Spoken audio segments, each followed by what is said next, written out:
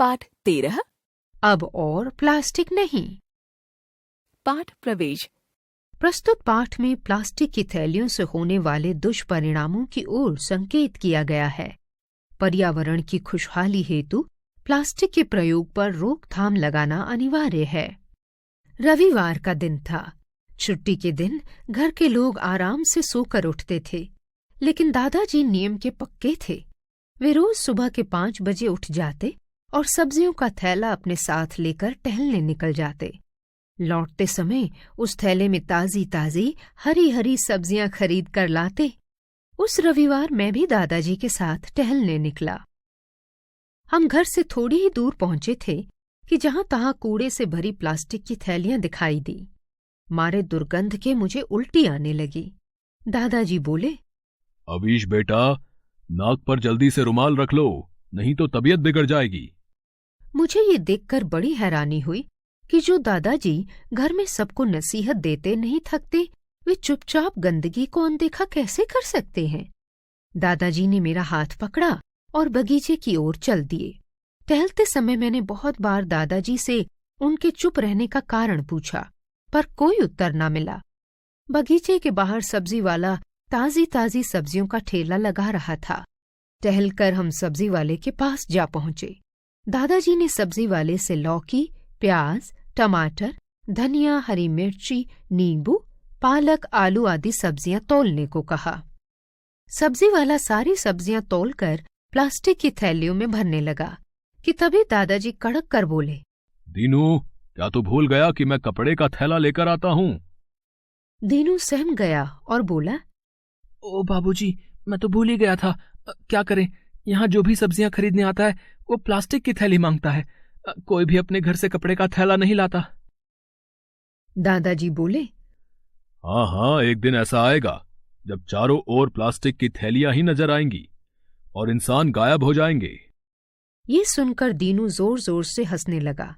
उसे देखकर मेरी भी हंसी छूट गई। दादाजी गंभीर होकर बोले, जानते हो दीनू, अवीश भी मुझे रास्ते में हैरानी से देख रहा था कि प्लास्टिक की गंदी थैलियों को देखकर मैंने कुछ क्यों नहीं कहा। जिस प्लास्टिक की थैली को हम अपनी सुविधा का साधन मानते हैं, जानते हो असल में वो सेहत के लिए कितनी जानलेवा है। दीनू ने अचंभित होकर पूछा, ये क्या कह रहे हैं बाबूजी, जरा खुलकर समझाइए। दादाजी बोले, सुनो दीनू, प्लास्टिक न तो नष्ट होता है और न ही सड़ता है।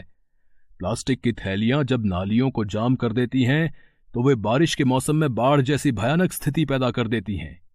जानते हो, समुद्र में फेंके जाने वाले प्लास्टिक से समुद्री जीवों पर उनके धीरे धीरे लुप्त होने का खतरा मंडरा रहा है।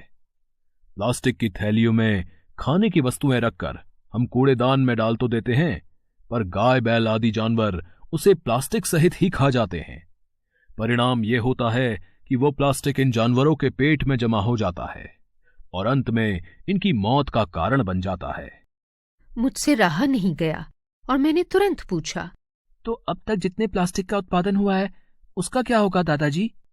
दादाजी ने समझाया, अवीश, वो प्लास्टिक अभी तक नष्ट नहीं हुआ, उसे खत्म होने में लगभग 1000 साल लग जाएंगे। दीनू झट से बोला, फिर तो बाबूजी सरकार को इस दिशा में ठोस कदम उठाना होगा, नहीं तो आने वाले वर्षों में प्लास्टिक का उत्पादन तेजी से बढ़ेगा, जिससे कचरे की मात्रा भी खतरनाक स्तर पर पहुंचेगी। दादाजी बोले, सरकार इस दिशा में निरंतर प्रयासरत है। मैंने तुरंत कहा, दादाजी, सरकार तो जो करेगी सो करेगी, पर हमें भी तो इस समस्या का हल खोजना चाहिए। दादाजी बोले, हाँ बिल्कुल, आज की दुनिया टीवी और मोबाइल की दुनिया हो गई है। आलीशान घरों में रहने वालों से लेकर झोपड़ी में रहने वालों तक, यहां तक कि फुटपाथ पर रहने वालों के पास भी मोबाइल फोन होता है। सोशल मीडिया इतना प्रभावशाली माध्यम है कि वो एक खबर को दुनिया भर में फैलाने में 1 मिनट भी नहीं लगाता। तो क्यों ना इस मीडिया से कुछ लाभ उठाया जाए। प्लास्टिक के खिलाफ जंग में ये बहुत अच्छा हथियार हो सकता है। बोलते बोलते दादाजी रुक गए। वास्तव में वहां उनके कुछ दोस्त भी इकट्ठा हो गए थे और उनकी बातें सुन रहे थे। वे जोर से तालियां बजाने लगे। मैंने कहा, दादाजी, हम सब आपके साथ हैं। अब हम सब मिलकर इस जंग को जीतेंगे और अपने देश को प्लास्टिक से होने वाले खतरों से जरूर बचाएंगे। वहां खड़े सभी लोगों ने मेरी कही बात पर हामी भरी। रीमा धंजल। देश को प्लास्टिक मुक्त कराएं, पर्यावरण खुशहाल बनाएं।